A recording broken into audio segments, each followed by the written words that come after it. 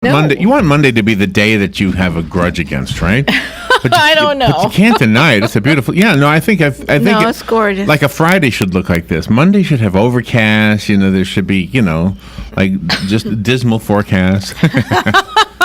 And Friday should be so perfect that nobody goes to work. I know. Right? You hate to admit that Monday can be a beautiful day. Judy Alter is on the phone. My goodness, when I was in school. I was a good student in most cases, but when it came to history, I my eyes glassed over. Mm-hmm. Do you know what was a winning combination for me, though? Because I was really good at reading. I was really good at, especially, I don't mean just good at reading, but I mean I enjoyed reading, and I enjoyed the class where the teacher would give you, I don't even know what they called that class. Was it English? Or literature, whatever. There was English, there was literature. So if they gave you an assignment to read a story, for example, a fictional story based on history, mm-hmm. real history, true to form, but still a fictional storyline going through it. I can't think of an example right now, but it would actually help me in my social studies history class. Because I don't know, there was something about a story that helped me understand history better than just learning the facts from the history class, if that makes sense. So when I had good grades in history, this is absolutely the truth, I could always say, gosh, you know why I know this? It's because of that story that we learned about in literature class, and I think it was called English class. But anyway, Judy has done this. There's a lot I really don't know about old Chicago, and this book really tells you a lot. Judy has, oh my gosh, she's written a lot of books. She's an award-winning author. Historical fiction seems to be something that is her niche. She's got a new book. It's called The Gilded Cage. Let's find out about it right now from Judy. Good morning, Judy. Good morning. The Gilded Cage is set in the last part of the 19th century in Chicago. Yeah. Which is my hometown, and I've always been fascinated by the history.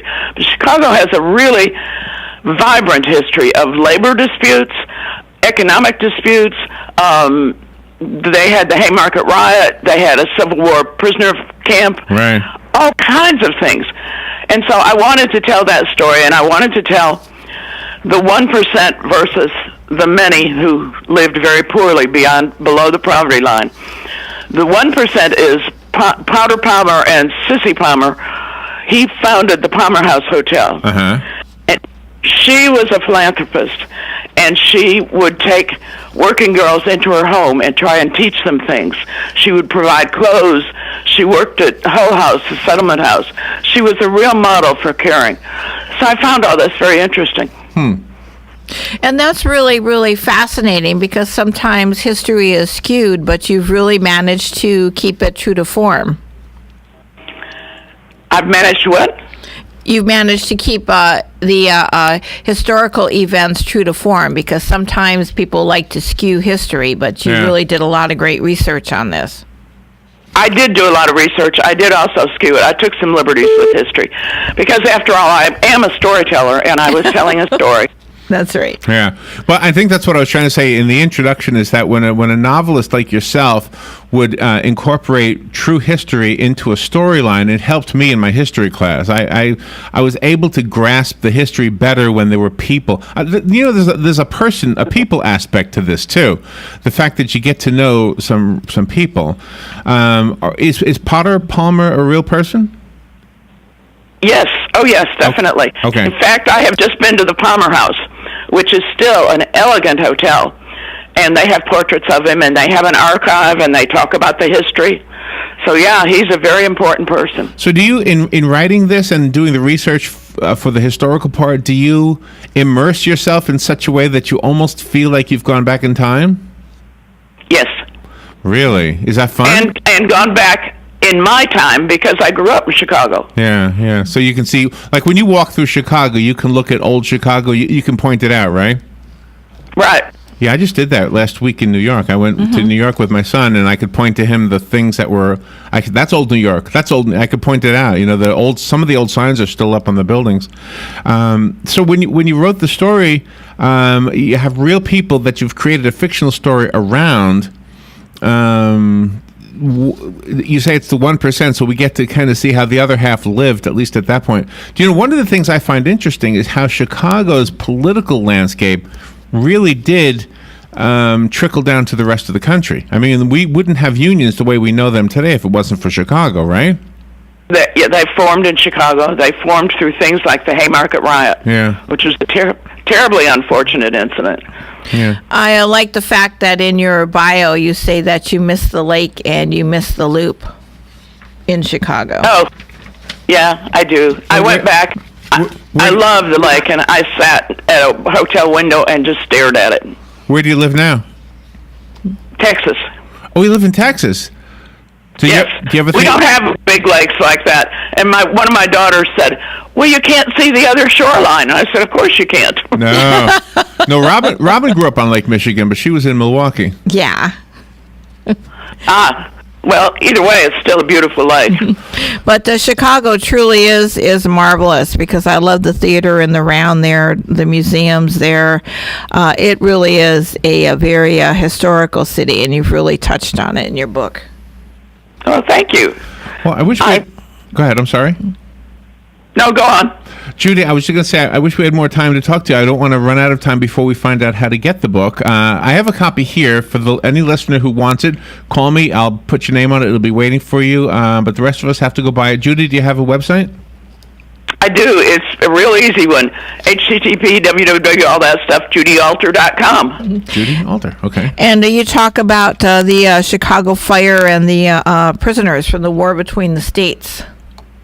Yes, I didn't realize that Chicago had a prisoner of war camp, but they did. Mm-hmm. And they treated those prisoners very badly. Oh, really? And that's something that you wouldn't believe. No. You know? And there were rumors that the South was going to take over Chicago, and, it was scary times. Right. Have you been writing all your life? Pardon? Have you been a writer all of your life? I still didn't get it. There's a fuzz in the line. Are you an author for a long time, or are you a newcomer to being an author? No. I published my first book in the 70s. Oh, my goodness. Well, thank you for honoring us with an interview today, Judy. Good luck with the book, and please come back with any future books. Okay, great. Thank you so much. Go to judyalter.com. Have a good day. Okay, thank you, Judy. We'll be right back.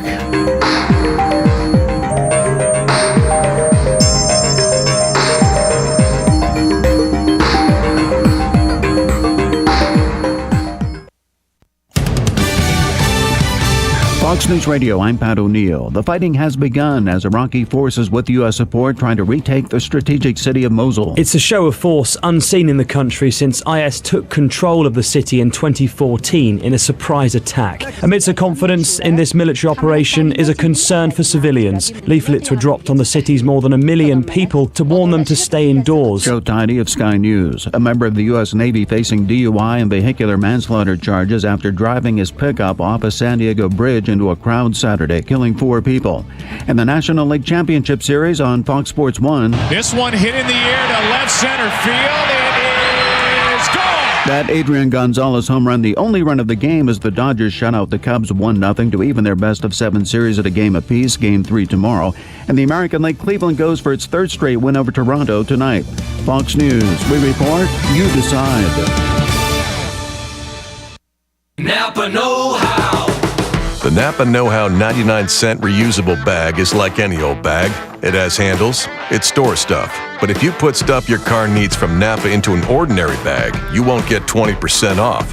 You can only get 20% off in a Napa reusable bag, now just 99 cents. Check and mate ordinary bags. That's Napa Know-How. Napa know-how. At participating Napa Auto Parts stores while supplies last. Minimum 3 items. Some restrictions apply. Offer expires 10/31/16. Hey everyone! This is Life Tips with Geico. Life Tip 1. You can use a razor to shave those little lint balls off your sweatshirt or jacket. Speaking of jackets, try wearing yours backwards. You could use the hood as a convenient snack trough. Life Tip 2. Switch to Geico and you could save hundreds on your car insurance. On top of that, the Geico Insurance Agency could help save you money on home and renter's insurance. Geico. Get savings into your life. Visit geico.com today. Hi, my name is Erica Olstein. I'm a doctor of acupuncture and oriental medicine. So, you used to be wired, now you're just tired. You used to be thin, but now you're the heaviest you've ever been. You don't necessarily always have to take a med if your thyroid is playing dead. If you have a thyroid disorder, an acupuncture visit may be in order. Come visit me, your primary care physician, Erica Olstein, at A Better You Healthcare. Call me at 352-615-5566. If you are hearing this message and wish to lose 50 pounds permanently, then write this phone number down, 352-633-0473. Dr. Juan Jordan's office in Lady Lake is offering the first 15 callers a free metabolism and body fat analysis with a comprehensive, in-depth fat-burning consultation. You have nothing to lose. Please call 352-633-0473.